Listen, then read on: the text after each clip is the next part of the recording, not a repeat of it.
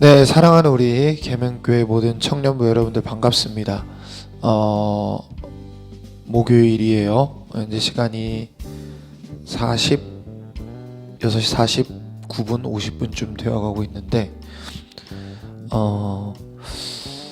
오늘도 여러분들 잘 이렇게 하루를 시작했으면 좋겠고, 그리고 이렇게 보니까 대학생들도 그렇고 직장인들도 그렇고 특히 좀 이제 대학생들이 조금씩 시험하고 과제가 이제 눈앞에 보이기 시작하는 때이고, 직장인들도 이렇게 시즌들이 오면 이제 업무가 한참 바빠지고 할 텐데, 우리 모두 좀 화이팅 했으면 좋겠고, 그 한 가지 광고 아닌 광고를 하면 그 오픈 채팅방을 개설을 했어요. 그래서 목적은 신앙적인 궁금증이 있으면 좀 질문을 달라는 게 주된 목적인데, 익명으로 상담을 요청하는 경우가 많아서 그 역시도 환영합니다. 그래서 그냥 어떤 표현이 적절할지 모르겠는데 여러분의 고민을 그냥 털어놓고 가는 자리였으면 좋겠다 싶어요. 네, 잘 활용해주면 좋을 것 같습니다. 그럼 이제 시작을 해보도록 하겠습니다. 빌립보서 4장은 다 살펴보기보다는 중요한 두 파트를 좀 보는 것으로 빌립보서를 마무리해야 되겠다는 생각을 했고요. 오늘은 그래서 4절에서부터 7절까지를 좀 보도록 할게요. 제가 읽겠습니다. 주 안에서 항상 기뻐하라. 내가 다시 말하노니 기뻐하라. 너희 관용을 모든 사람에게 알게 하라. 주께서 가까우시니라. 아무것도 염려하지 말고 다만 모든 일에 기도와 간구로 너희 구할 것을 감사함으로 하나님께 아뢰라. 그리하면 모든 지각에 뛰어난 하나님의 평강이 그리스도 예수 안에서 너희 마음과 생각을 지키시리라. 아멘. 주 안에서 여러분 항상 기뻐하라라고 이야기를 합니다. 여러분, 우리는 이 기뻐함이라는 감정을 되게 무시하는 세상 속에 살고 있는 것 같아요. 그러니까 뭔가 특별히 신앙생활에 있어서만큼은 특별히 더 진지해야 되는 것 같고, 신앙생활을 할 때는 특별히 더 이렇게 뭔가 무게를 잡아야 되고 하는 것 같은데, 하나님은 제가 지난번에도 한번 나누었지만 쾌락주의자이십니다. 그러니까 쾌락이란 단어를 우리가 좀 나쁘게 해석하고 있는 게 있는데, 극도의 즐거움과 만족이라는 뜻을 좀 담고 있잖아요. 그 단어가 하나님께서는 분명히 기쁨을 너무너무나 사랑하십니다. 그러니까 하나님께서는 우리가 기뻐할 만한 것들을 전우주에 꽉꽉꽉꽉꽉 채워 담아 놓으셨어요. 그러니까 우리가 만족을 얻을 수 있는 것, 우리가 기뻐할 수 있는 모든 것들을 채워 넣어 놨습니다. 근데 여러분들, 우리가 항상 기뻐한다라는 건 저는 한 두 가지 방면에서 생각을 해봤으면 좋겠어요. 먼저는 우리의 기뻐함의 대상이 누구인지를 잘 한번 생각해 봤으면 좋겠어요. 그러니까 바울은 지금 주 안에서 기뻐하라라고 말을 하고 있습니다. 그렇다면 여러분들, 우리가 기뻐해야 되는 이유는 뭐냐면 우리가 그리스도 안에 있기 때문에 기뻐해야 합니다. 그렇다면 여러분, 그리스도 안에 있다라는 건 누구로 말미암아 기뻐한다는 얘기냐면 하나님 때문에 기뻐한다는 얘기가 될 수 있어요. 그렇다면 여러분들, 첫 번째는 우리가 다른 것보다 하나님으로 기뻐한다라는 것을 우리가 잘 공감하지 못할 수 있는데, 잘 생각해 보면 우리는 하나님으로 가장 크게 기뻐해야 되는 사람들입니다. 이게 무슨 말이냐면요, 사람은 일단은 무엇을 굉장히 실증내요. 그러니까 여러분 생각해 볼래요? 여러분이 최고급 스테이크 혹은 최고급의 어떤 오마카세를 매일매일 즐긴다고 생각해 보죠. 그럼 여러분들 어느 날은 그것에 대한 감흥이 사라지기 시작할 겁니다.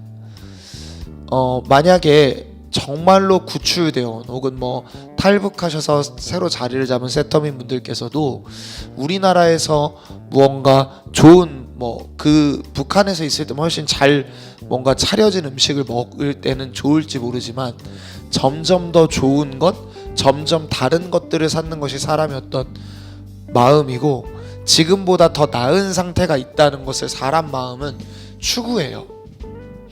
그러니까 사람은 기본적으로 지금보다 더 기뻐할 만한 무언가가 있다는 걸 본능적으로 아는 것 같아요. 그럼 여러분들 결국 사람이 이 땅에 있는 것들로 만족하는 것에서는 끝이 없습니다. 전도서의 말씀처럼 사람의 눈은 보아도 끝이 없고 사람의 귀는 듣는데도 끝이 없고 사람의 마음은 채움에도 사실 끝이 없어요. 제가 예전에 지나가듯 본 영상인데, 러시아의 한 갑부가, 그러니까 재산이 몇십조 정도 되는 갑부의 손자가 납치가 되었는데, 이 납치가 된 게 자작극이냐 아니면 뭐 이러냐 이런 뭐 내용이 펼쳐진 영상이었는데, 이 할아버지가 그 납치범에게 단 한 푼도 줄 수 없다라고 얘기를 해요. 여러분 10조가 있으면, 몇십조가 있으면 사실 돈 몇억 혹은 몇천억 정도가 손자 목숨을 위해서 아까울까라고 생각할 수 있는데, 이 부자가 이런 표현을 했습니다. 얼마나, 그 변호사가 물어봐요. 도대체 얼마나 돈이 있어야 만족하시겠습니까? 그랬더니만 지금보다 더라고 얘기를 해요. 그 사람이. 그러니까 여러분들 사람 마음이 그렇다는 거죠. 그러니까 사람 마음은 결국 우주 안에 있는 것으로는 채워줄 수 없는 것 같아요. 왜냐하면 우리는 우주보다 더 큰 하나님을 맛보며 살았던 인간이기 때문이죠. 우리의 태초, 우리의 어떤 근원이 된 아담과 하와는 하나님으로 만족하던 자들이었고 하나님과의 교제를 누리던 자들이었기 때문에 인간의 마음은 그것들이 아닌 다른 무언가로 쉽게 만족할 수 없습니다. 그래서 여러분들, 사도 바울은 어떤 절정의 기쁨 안에 있는 상태가 우리가 회복되었다는 것, 절정의 기쁨을 누리도록 우리가 회복되었다는 것을 기억하라고 얘기하는 것 같아요. 주 안에 있다라는 건 어떤 다른 것과는 비교할 수 없는 하나님을 기뻐하는 상태로 우리가 부름받았다는 것, 우리가 그 상태에 있다는 것을 기억하라라는 것 같습니다. 그리고 두 번째는요, 여러분들, 우리는 기쁨을 잃어버리는 어떤 방편 중에 하나가 뭐냐면, 두 번째로는 나의 어떠함에서 기쁨을 찾으려는 본능이 있기 때문에 그런 것 같아요. 그러니까 여러분, 우리는 기뻐함을 단편적으로 내가 어떤 상태에 있는지 내 조건에서 찾으려고 합니다. 그러니까 내 상황, 내 조건, 내가 지금 누릴 수 있는 것이 무엇인가에서 기뻐할 수 있는 것과 기뻐할 수 없는 어떤 이유들을 찾으려고 해요. 그런데 하나님께서 지금 사도 바울을 통해 말하시는 건 기뻐함의 근거가 오직 하나님 안에 있어야 된다는 거죠. 사도 바울의 삶은 실제로 고단했고 힘들었어요. 제가 몇 번 나누었는데 바울은 어려웠습니다. 그럼에도 그는 기뻐하는 사람이었어요. 왜냐하면 그는 그의 기쁨의 근거를 자기 자신의 조건이 아닌 하나님께 두었기 때문에 그것이 가능했던 것이죠. 그러면 다음에 바울은 너희 관용을 모든 사람에게 알게 하라고 하는데, 이 관용이라는 단어가요, 엄격하게 법을 지키기보다는 유연한 태도를 지니는 뭐 약간 이런 의미입니다. 그러니까 아리스토텔레스도 뭘 강조했냐면, 이 단어를 쓰는 걸 보면, 그러니까 법을 엄격하게 지키는 것보단 법이 가지고 있는 그 마음, 법이 가지고 있는 그 의미를 잘 살리는 것이 중요하다라는 것이죠. 그러니까 여러분들, 예를 들면요, 사람을 찌르면 안 된다, 사람을 칼로 찌르면 안 된다라는 법이 있는데, 그러면 여러분들 사람을 칼로 가지고 협박해서는 안 된다, 또 말이 되잖아요. 근데 또 그건 협박죄에 포함될 수 있다, 뭐 이렇게 얘기될 수 있고, 또 사람을 협박해서는 안 된다라고 얘기를 하니까 이게 막 돌려간다, 막 이래도 안 돼, 이러지 말라라는 거죠. 그러니까 무슨 말이냐면, 법이 가지고 있는 법의 지향적, 그러니까 관용적이고 너그러운 태도를 보여주라는 말이 되는 거예요. 단편적으로 법을 딱 지키는 그 수준이 아니라 훨씬 더 넓은 차원에서 관용을 베푸는 단계로 나아가라라고 얘기를 하고 있는 겁니다. 그리고 그것을 교회 안에 있는 사람들이 아니라 모든이라는, 즉 외부에 있는 사람들이 우리가 그리스도로 말미암아 풍성해서 나타나는 그 여유로움을 좀 보여주어라 라고 얘기하고 있죠. 6절도 그런 의미에서 봐야 됩니다. 기도와 간구라는 것은요, 여러분들 염려하지 않을 수 있는 수단이고 가장 확실한 방법입니다.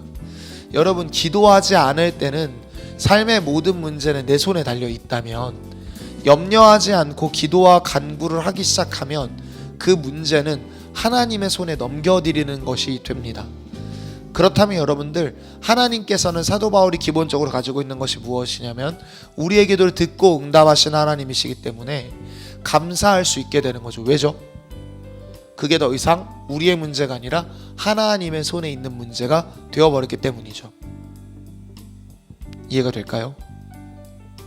여러분, 기도하면 하나님께서는 가장 큰 변화를 우리에게 일으키십니다. 여러분, 기도하지 않을 때는 여러분 염려와 걱정을 짊어지고 있는 나를 만나게 돼요.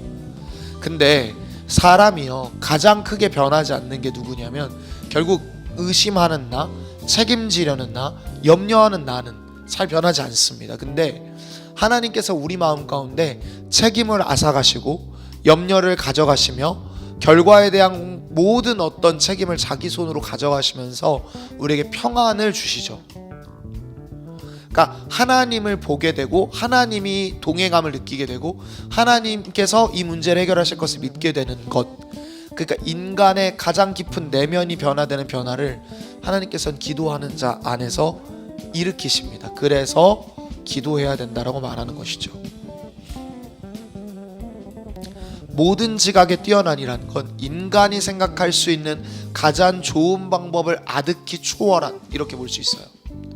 그 하나님의 평강이 그리스도 예수 안에서 너희 마음과 생각을 지키실 겁니다. 사랑하는 여러분, 생각해 보십시오. 그리스도의 지, 하나님의 지혜는 어떤 거죠? 인간이 생각하는 가장 비참한 자리를, 십자가를 구원의 도구로 삼으셨고, 하나님이 인간이 되는 여러분들 말도 안 되는 지혜를, 또 사랑을 베푸신 게 하나님이시잖아요. 그게 그리스도 예수 안에서 나타나죠. 그리스도 예수 안에서 우리의 마음과 생각을 그 하나님께서 지키실 것이라고 말하는 겁니다. 그러니 여러분들 오늘 하루도 첫 번째 이 바울의 논리 라인을 따라서 한번 가봤으면 좋겠어요. 여러분, 하나님 안에 있는 기쁨을 누렸으면 좋겠습니다. 여러분에게 선포하십시오. 기뻐하지 못할 이유가 없는 하루다. 그리고 감사함으로 하나님께 아뢰었으면 좋겠습니다. 하나님, 제게 이런 필요가 있습니다. 하나님, 제 삶에 하나님의 이런 은혜가 필요합니다. 그리고 하나님, 제가 이런 하나님을 맛보길 원합니다. 구하면 하나님께서 응답하실 겁니다. 평강으로 말이죠. 이런 것들을 누리고 나아가는 여러분들 모든 하루가 모두가 되고 오늘 하루가 될 수 있기를 축복합니다.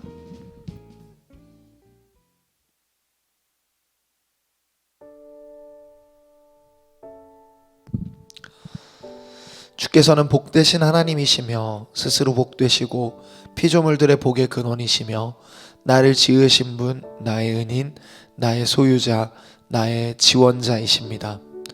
주께서는 나를 낳으시고 보존해 주셨으며 나를 지원하시고 귀히 여겨주셨으며 나를 구원하시고 지켜주셨습니다. 주께서는 내가 어떠한 처지에 있든 나의 필요와 궁핍을 채우십니다. 나로 하여금 주님으로 인해 살고 주님을 위해 살며 그리스도인으로 살 때 나의 성장에 만족하지 않게 하시고 오직 그리스도를 닮아갈 때에만 만족하고 기뻐하게 하소서. 또한 그리스도의 신념과 성품과 삶을 따르는 것이 나의 삶에서 날로 더하게 하소서.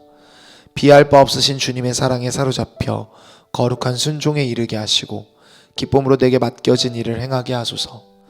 다른 사람들이 나의 믿음을 어리석음이라 하고 나의 온유함을 약함이라 하며 나의 열심을 미친 일이라 하고 나의 소망을 착각이라 하며 나의 행실을 위선이라 해도 주님의 이름을 위하여 기쁨으로 감당하게 하소서.